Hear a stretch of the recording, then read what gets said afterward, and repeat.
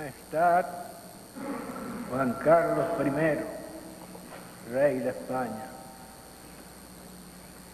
señor Presidente del Gobierno español, señor Presidente de México, nuestro ilustre anfitrión en la primera cumbre iberoamericana, señores presidentes ausentes, pero presentes en este hemiciclo, como lo están en nuestros corazones, Carlos Andrés Pérez de Venezuela, Gaviria Trujillo de Colombia e Ingeniero Fujimori del Perú. Colegas, queridos colegas, amigos y amigas, representantes de instituciones internacionales, españoles todos. La familia ibérica se reúne hoy en Madrid, erigida en capital cultural europea, para fortalecer su solidaridad y para revisar las metas impuestas por su destino común a los pueblos de origen ibérico. Poca atención merece, a mi juicio, la tormenta declamatoria que se ha elevado en ambos continentes, el nuevo y el viejo, en torno a la supuesta inconveniencia del descubrimiento de América, ridículamente minimizada por quienes dejan de tomar en cuenta la importancia que tuvo aquel acontecimiento, no solo para un mejor conocimiento del cosmos, sino también para la extensión a un continente hasta entonces desconocido del poderoso acervo cultural de las grandes naciones occidentales. Se comienza en ese vano intento por reducir la importancia histórica del descubrimiento con empeñecer la imagen de Colón,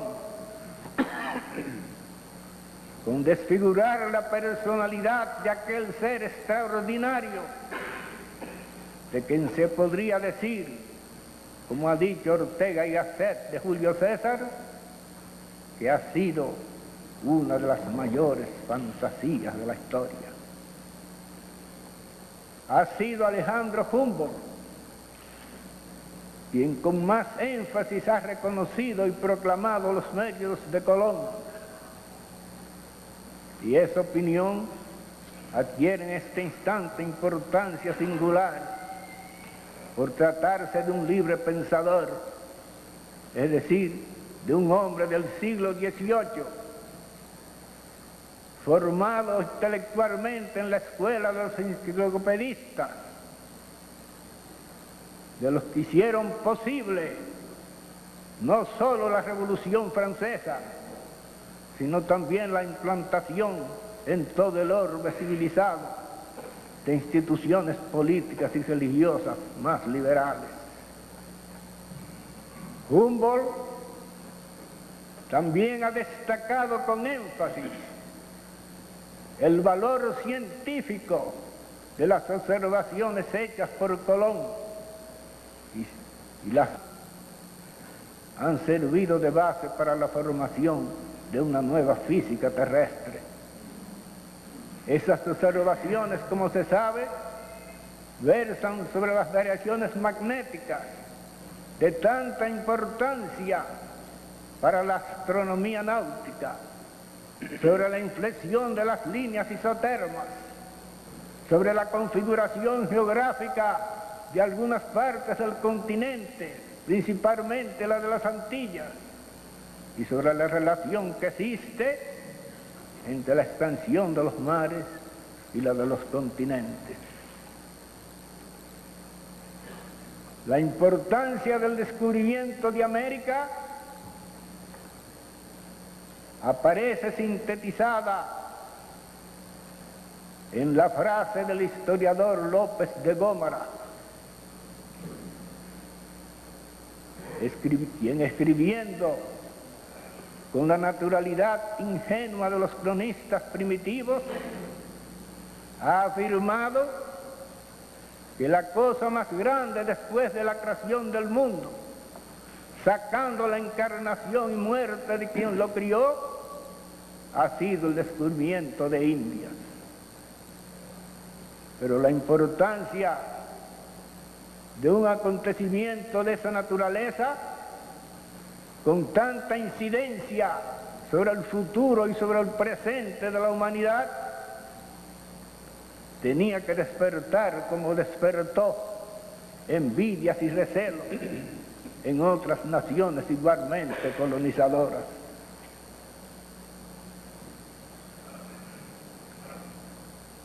La leyenda negra contra la conquista y contra esta nación, contra España, se inicia con la publicación del libro del abate francés Guillermo Raynal, ácido, con frecuencia calumnioso, y con los ataques que no pocos españoles, amotinados contra su propia patria, lanzan contra la conquista y contra la colonización por motivaciones políticas que no honran a nadie, y menos que a nadie, a sus autores.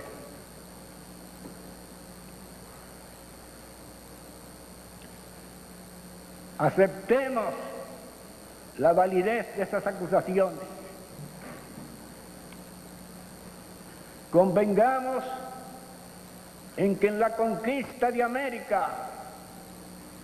se unieron la crueldad y la codicia para convertir la más grandiosa de las epopeyas que hasta hoy conocemos en una especie de animal híbrido, mitad hombre y mitad caballo, como el centauro. En este caso, para convertirla en un proceso en que participan casi en las mismas proporciones el heroísmo y la barbarie. Pero yo me pregunto, ¿en qué acción bélica,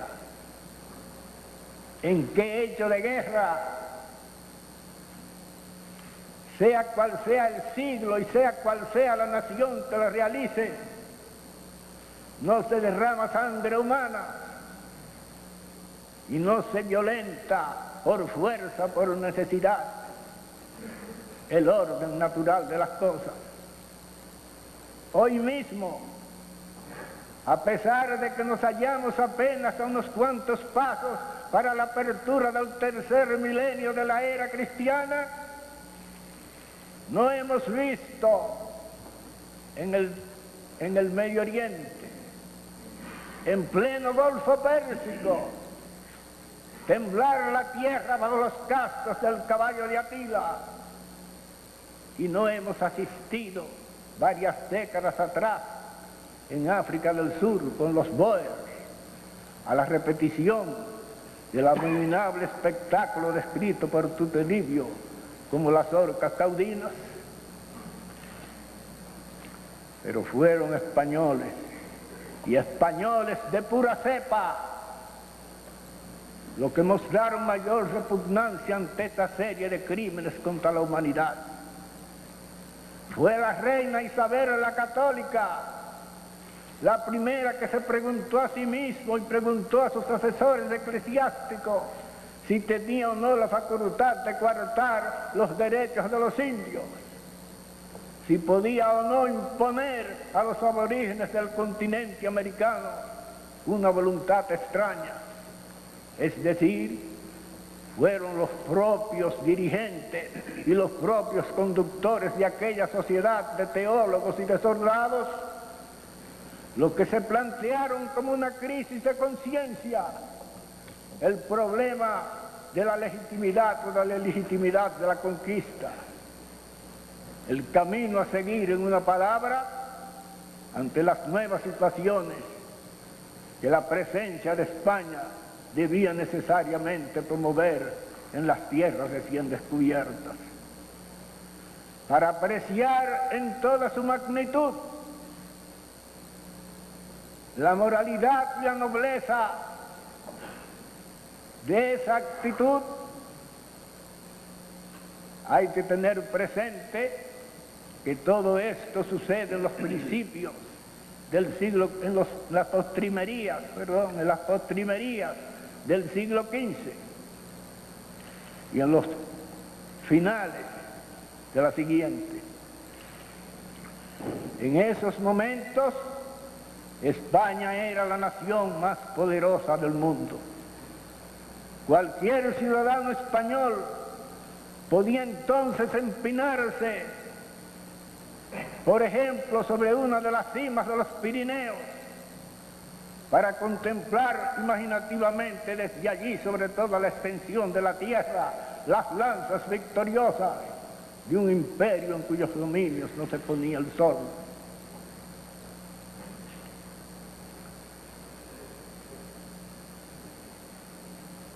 España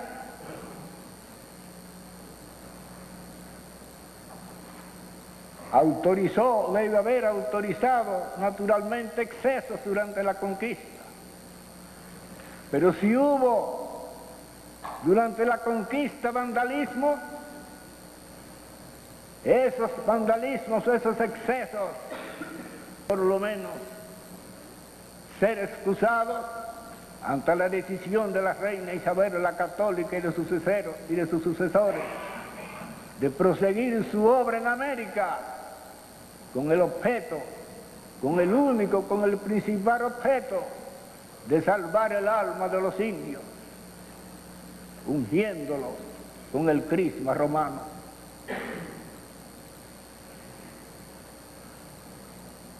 España, en esa ocasión como en muchas otras, procedió, según la conocida expresión de Shakespeare, como Dios que hiere para salvar a lo que más ama, a sus propias criaturas, y obró como la espada de Aquiles, que según el verso homérico curaba las heridas. El defensor de los indios, el abogado de los aborígenes de América, no fue Erasmo, ni fue Lutero, ni fue ninguno de sus secuaces. Fue, por el contrario, un humilde fraile que surgió de la nada para adquirir de repente celebridad mundial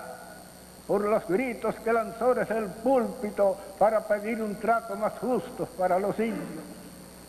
por la pasión convertida en cólera sagrada, con que denunció las demasías de la conquista, y con la vehemencia con que sentó en el banquillo de los acusados a su propia patria, con el pretexto de poner sobre ella la majestad de la justicia. He mencionado, como obviamente lo habrán advertido los que me escuchan, a Fray Bartolomé de las Casas. Hubo un segundo fraile, también español,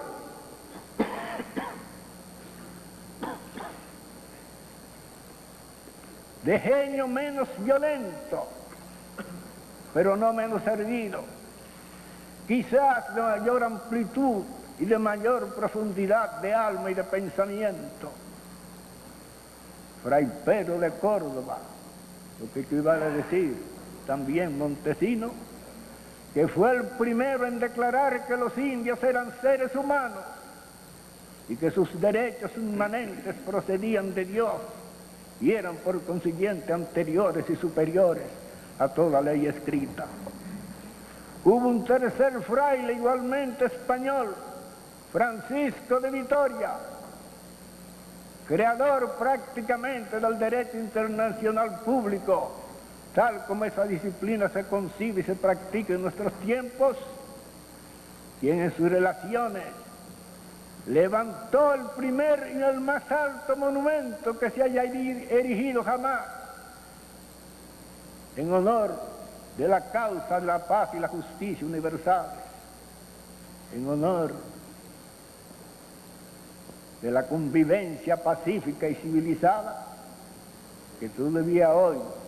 patrocina precariamente en los foros de las Naciones Unidas.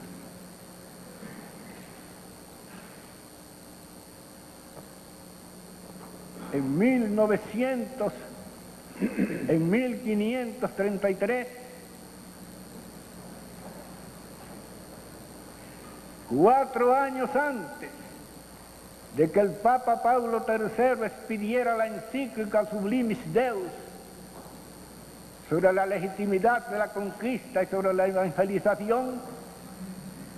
llegó a Santo Domingo de la Española en la propia nave imperial de Carlos V, Francisco de Barrio Nuevo, investido con la representación personal de la más grande y de la más poderosa autoridad de la época, para suscribir con el cacique Enriquillo un tratado sui generis, en que se reconoce el derecho de los indios a escoger sus propias autoridades y su derecho a vivir y a trabajar sin interferencias extrañas. La pequeña isla de San Asia, a Carlos V y a 3 frailes españoles, en el centro de un movimiento ecuménico que varios siglos después debía culminar con la Declaración por la Revolución Francesa de los Derechos del Hombre, y que desde un principio se estructuró sobre la base de que el ser humano, como el primer ente de la creación, debía ser el objeto y el fin de toda acción que se emprende en la tierra, para exaltar a la sociedad universal o para dotar a esa sociedad de mejores hombres y de mejores instituciones. Arturo Arnaiz, citado por el historiador mexicano José Luis Martínez en su reciente semblanza sobre Hernán Cortés, afirma que la conquista de México la hicieron los indios y la independencia los españoles. Ese juicio, falso o no, podía extenderse a toda América, porque nuestro continente ha sido el único en que los conquistados se han fundido para formar una sola masa física y espiritual con los conquistadores. Curiosa aleación de los metales heroicos que se asocian en la sangre de nuestros aborígenes y a la de los descendientes que llegaron con Colón hasta aquel otro lado del Atlántico, quizás no sea la raza cósmica descrita en su fascinante retórica por el maestro José Vasconcelos,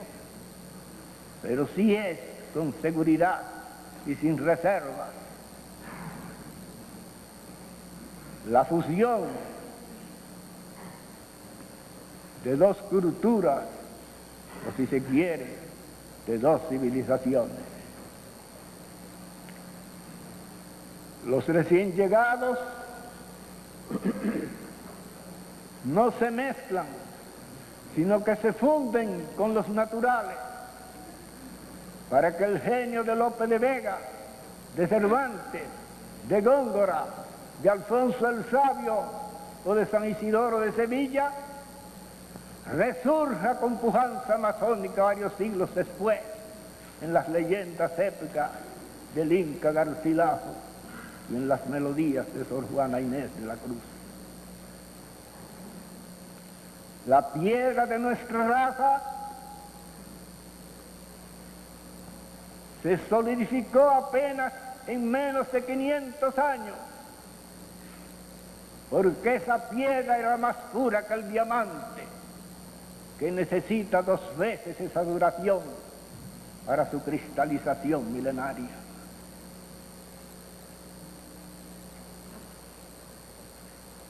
En Sevilla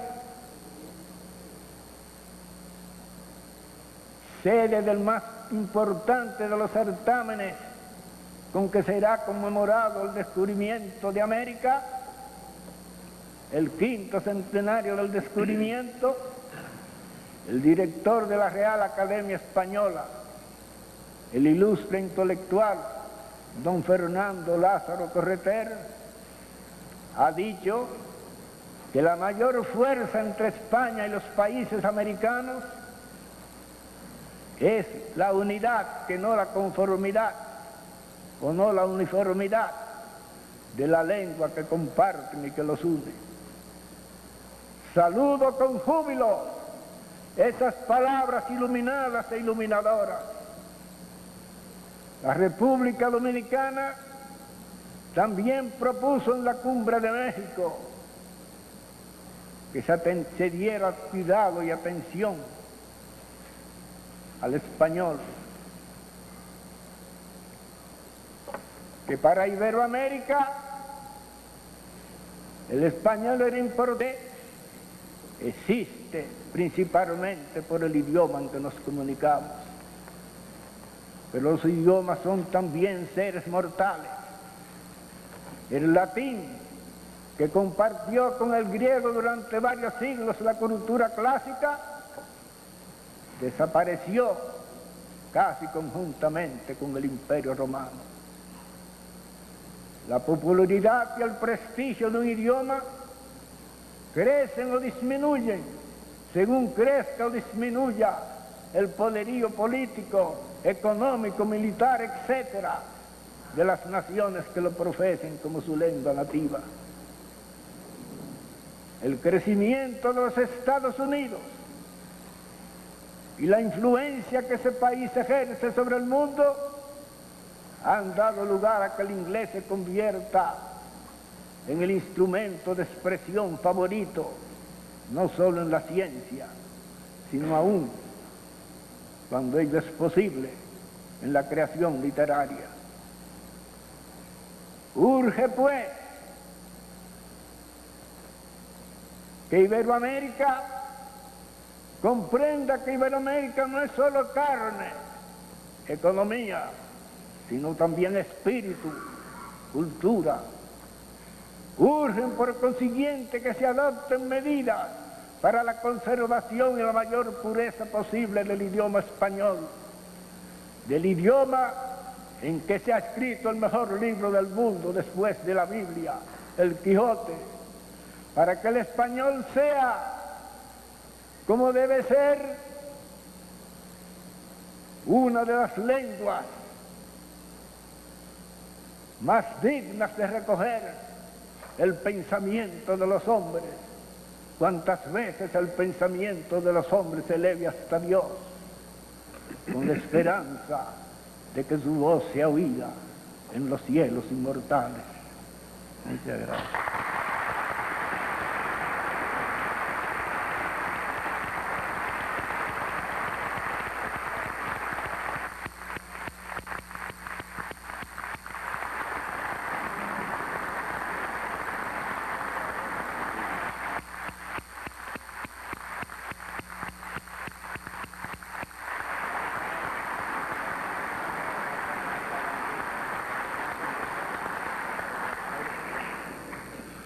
Muchas gracias al señor presidente de la República Dominicana por sus palabras. Fue la intervención del señor presidente de la República Dominicana, Su Excelencia, el doctor Joaquín Balaguer, en su discurso ante la segunda cumbre iberoamericana de jefes de Estado y de Gobierno, celebrada en julio de 1992 en Madrid, España. Majestad Juan Carlos I, rey de España, señor presidente del gobierno español, señor presidente de México, nuestro ilustre anfitrión en la primera cumbre iberoamericana, señores presidentes ausentes, pero presentes en este hemiciclo, como lo están en nuestros corazones, Carlos Andrés Pérez de Venezuela, Gaviria Trujillo de Colombia e ingeniero Fujimori del Perú. Colegas, queridos colegas, amigos y amigas, representantes de instituciones internacionales, españoles todos. La familia ibérica se reúne hoy en Madrid, erigida en capital cultural europea, para fortalecer su solidaridad y para revisar las metas impuestas por su destino común a los pueblos de origen ibérico. Poca atención merece, a mi juicio, la tormenta declamatoria que se ha elevado en ambos continentes, el nuevo y el viejo, en torno a la supuesta inconveniencia del descubrimiento de América, ridículamente minimizada por quienes dejan de tomar en cuenta la importancia que tuvo aquel acontecimiento, no solo para un mejor conocimiento del cosmos, sino también para la extensión a un continente hasta entonces desconocido del poderoso acervo cultural de las grandes naciones occidentales. Se comienza en ese vano intento por reducir la importancia histórica del descubrimiento con empeñecer la imagen de Colón, con desfigurar la personalidad de aquel ser extraordinario, de quien se podría decir, como ha dicho Ortega y Gasset de Julio César, que ha sido una de las mayores fantasías de la historia. Ha sido Alejandro Humboldt quien con más énfasis ha reconocido y proclamado los méritos de Colón, y esa opinión adquiere en este instante importancia singular por tratarse de un libre pensador, es decir, de un hombre del siglo XVIII, formado intelectualmente en la escuela de los enciclopedistas, de los que hicieron posible no solo la Revolución Francesa, sino también la implantación en todo el orbe civilizado de instituciones políticas y religiosas más liberales. Humboldt también ha destacado con énfasis el valor científico de las observaciones hechas por Colón y las han servido de base para la formación de una nueva física terrestre.